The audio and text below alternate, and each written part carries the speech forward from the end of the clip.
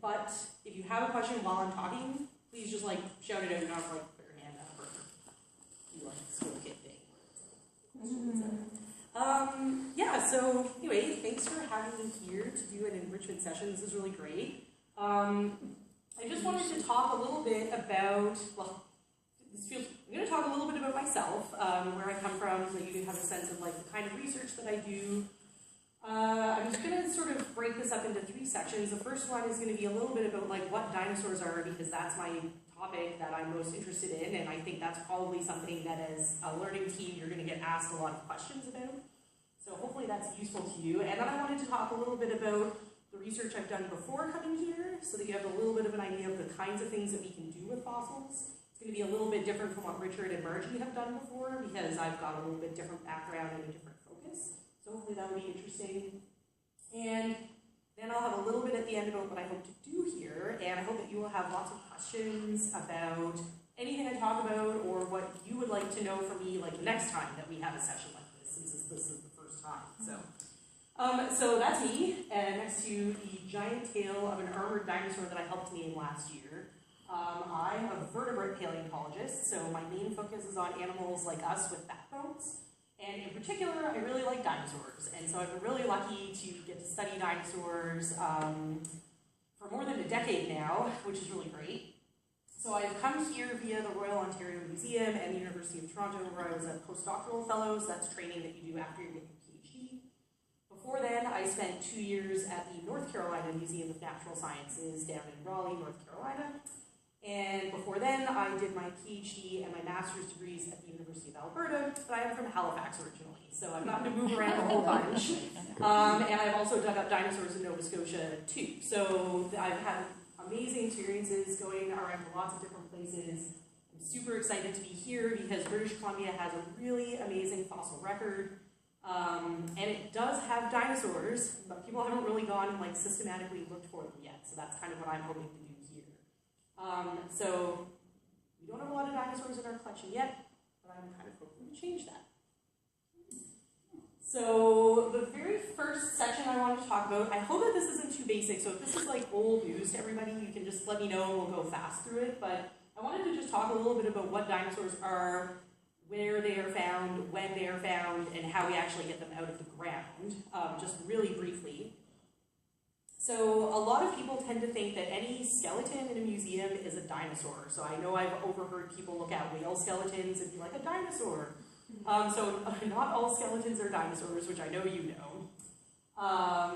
And not every extinct animal is a dinosaur either. So things like mammoths and mastodons, those aren't dinosaurs. Dinosaurs are just one very specific group of living or of extinct animals and not extinct animals, as we'll find out, that are united based on a couple of shared anatomical morphological features. And so one of the easiest ways to, or there's basically 3 main things that can help you tell if something is a dinosaur. So dinosaurs are animals that have a hole in front of their eye, so that's what's circled in red there. We don't have a hole like that, but it would be about here if we had one. They have their legs directly under their body, just like us, so they don't sprawl out to the side like a crocodile or a turtle or a lizard. And they have a special hinged ankle that lets their legs go forward and backwards, just like that. That helps them stand upright with their legs under their body. Excuse me, but you didn't say why they have the hole. Oh, you know, That's what I actually I was don't wondering. really know why they have that hole. It's really gross and weird. The thing that occupies that hole is like an air sac, basically.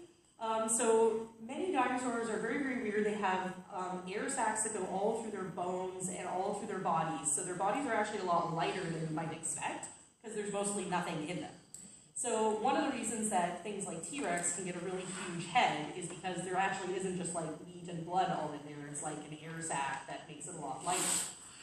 Why they started that way and all have that is a bit of a mystery, but that is the thing that they have. So that's okay.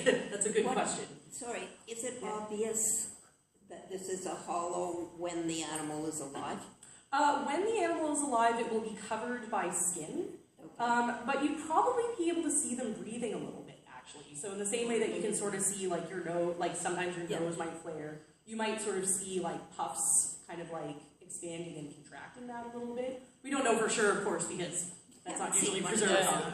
But I guess one thing that's also worth pointing out is that for the most part, when we're talking about dinosaurs, we just have their bones preserved.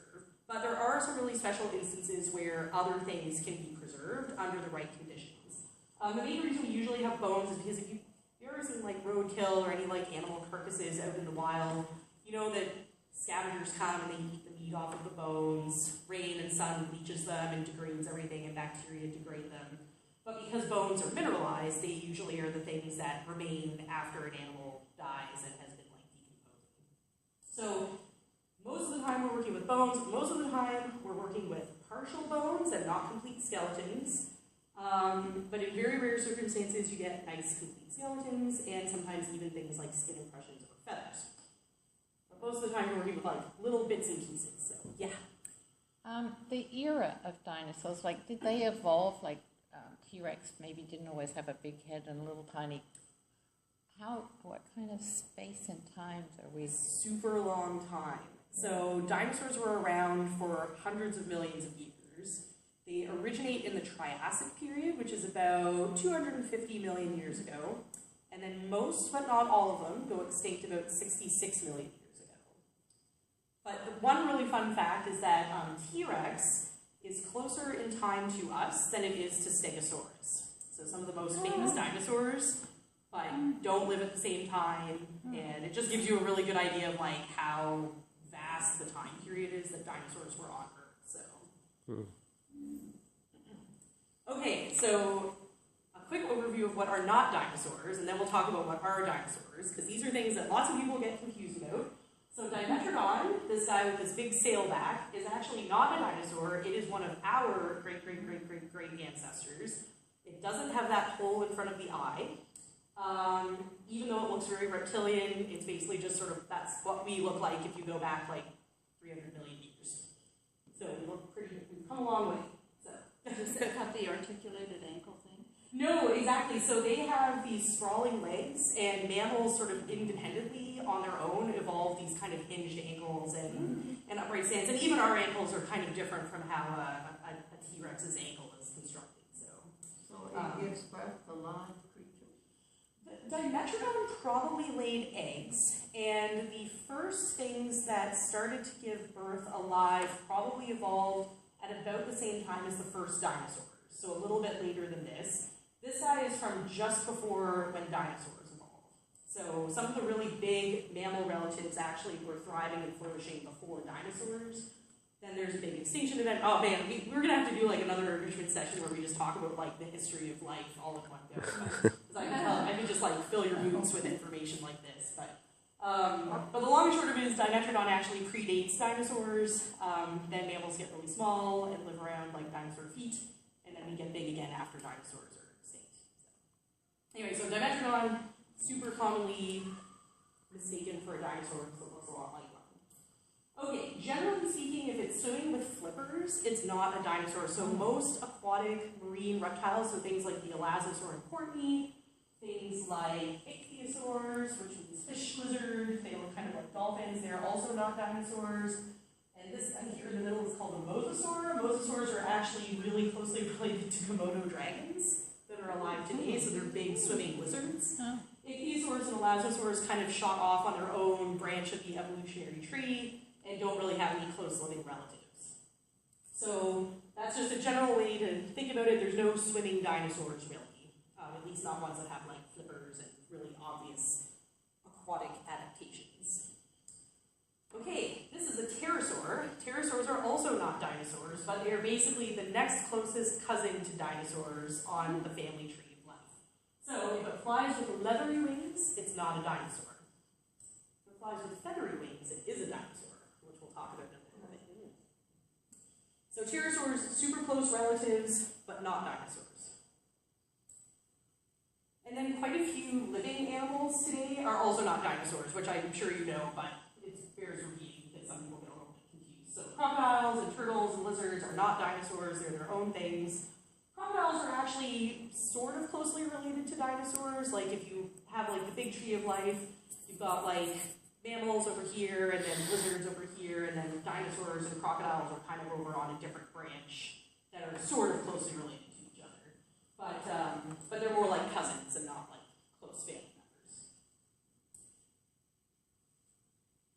Okay, when we talk about the family tree of dinosaurs, we often show these diagrams that are called phylogenies or cladograms, but don't get intimidated by it. It's just a diagram that shows the relationships between different species.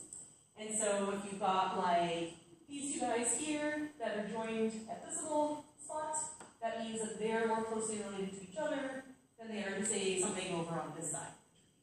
So you don't have to like memorize this. This is just to give you an idea of the wonderful diversity of dinosaurs.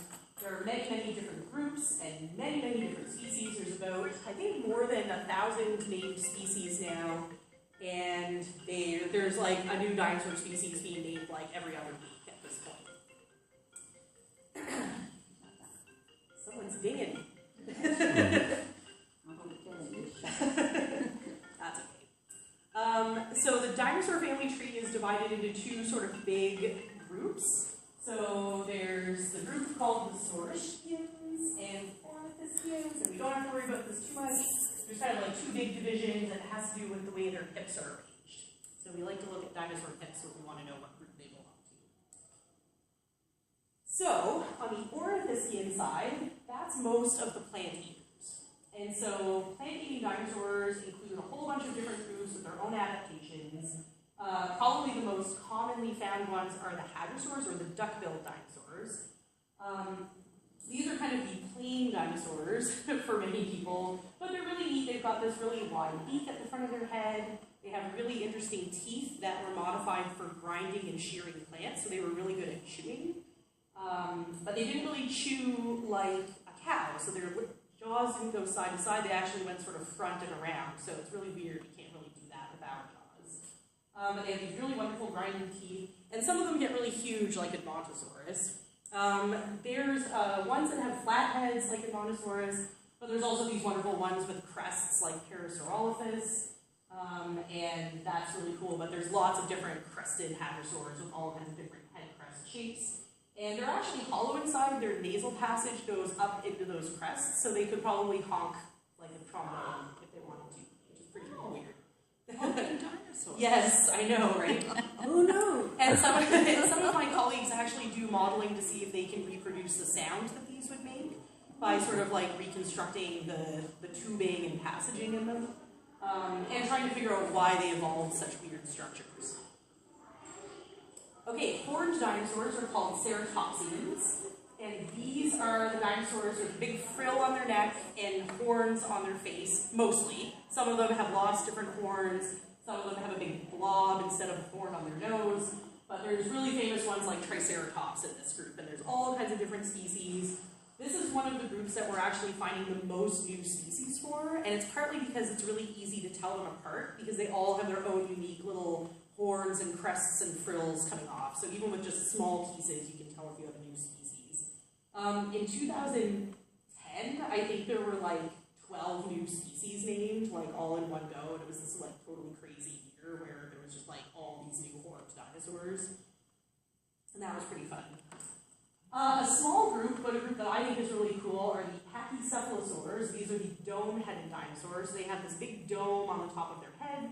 Some people think that they use them for bonking together, kind of like bighorn sheep, and other people don't like that idea, and we argue about it a lot at our different scientific meetings, so we don't really have an answer yet. So, but they're usually pretty small. What's the other theory? What's the competing theory? One of the competing theories is that it's just for show. So a lot of animals in general evolve like showy structures for showing off to like ladies, and so that's possible that that's all that it was for. I'm sort of in the camp that they probably use them for battling each other, because you don't usually invest that much into a structure that is being used for something. So they're no relation to elephants. No relation to elephants. No. So all of these things are like, elephants are mammals, dinosaurs are all off on doing their own thing, so, even though they're all really big. Okay, stegosaurs. Hopefully everyone here has heard of stegosaurus. It's one of the most famous ones. Stegosaurs are really cool. There's not a whole lot of species known, but they're really iconic. And they have these wonderful big spikes and plates that go down their back. They